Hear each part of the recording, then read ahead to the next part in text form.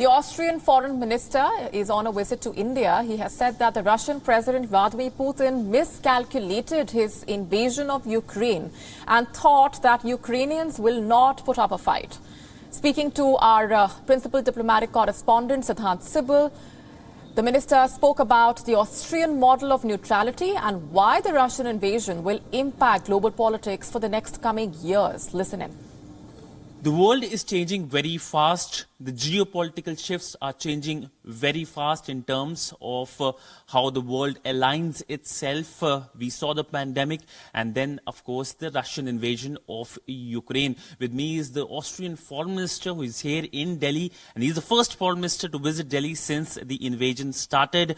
And let's talk about the many things and especially the focus area. What brings you here to Delhi at a time when we have seen the invasion, but also the geopolitical shifts changing very fast? Well, actually, I'm happy to be here. I grew up in India, and it's sort of a homecoming to a certain degree. And secondly, yes, we have something we thought never possible. We have war again in Europe, and we have a brutal invasion of Russia in Ukraine, and this is a country actually neighboring Austria. Seen from Vienna, the capital of Austria, the border of Ukraine is closer than the westernmost part of our country, and we are not a big country. So as you said, we are witnessing an earthquake. Tectonic shifts are taking place, and while witnessing that, we have to realize that we should not only focus on Ukraine. This is not a European war. This is a war. The shock waves will be felt all around the globe, also in South Asia, also in India. And for us, India has always been a key partner in a very geopolitically important region. And we have to look at the Indo-Pacific region. We have to see what is going on here. We have to see what are the reactions, what is China going to take out of this conflict we see in Europe as a message. And I believe politics won't be the same anymore in the coming years. Mm-hmm. If we talk about the talks which are happening between Ukraine and Russia, there is talk of an Austrian model. How do you see this development as? What's your reaction about the Austrian model of neutrality being discussed between Ukraine and Russia? Well, yes, it worked for us, I have to say.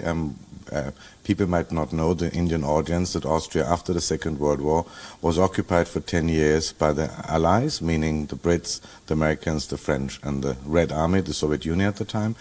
And we managed to get a state treaty and declared ourselves neutral, and everybody pulled out as a consequence.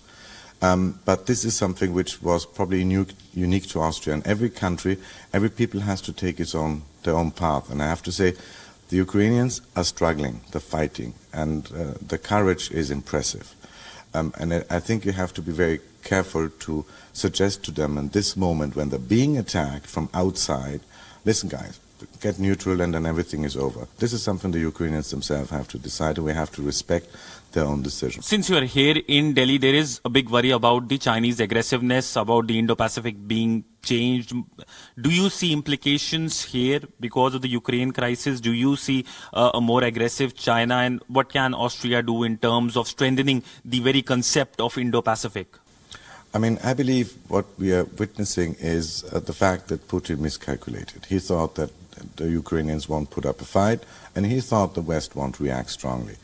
Well, he was wrong on both accounts. And I believe the fact that the West is standing together so firmly, the United States, Canada, Australia, and the European Union, other countries, like-minded countries, has I believe, a very strong message for everybody on this planet, that no, if you attack the international rules-based order, we won't stand by idly and simply watch. There will be a reaction. WION now available in your country. Download the app now. Get all the news on the move.